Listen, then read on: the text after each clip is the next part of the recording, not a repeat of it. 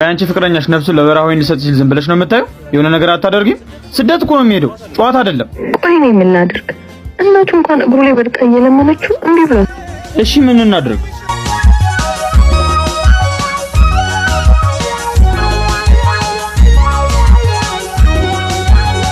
አሁን አድርግ።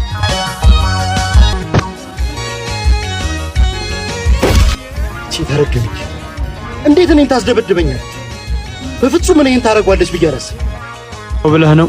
አንዳንድ አበቦች እሾሃማ ናቸው፣ ለመጥፎ ሳይሆን ለጥሩ የተፈጠሩ። ደግሞ ምንድነው የምትለው? እሷ ነች አበባ? ሲጀመር ምንም ነገር አልፈልግም ከሷ። ሁለተኛ ነው የማይታለው። አንዴ ላስረዳ። ምን ቀረኝ ብለሽ ነው የመጣሽው አንቺ ውሻ? ቆይ ምን ቀረኝ ብለሽ ነው የመጣሽው? አሁን ሌላ ነገር ሳይፈጠር ከፊት ይጥፍ።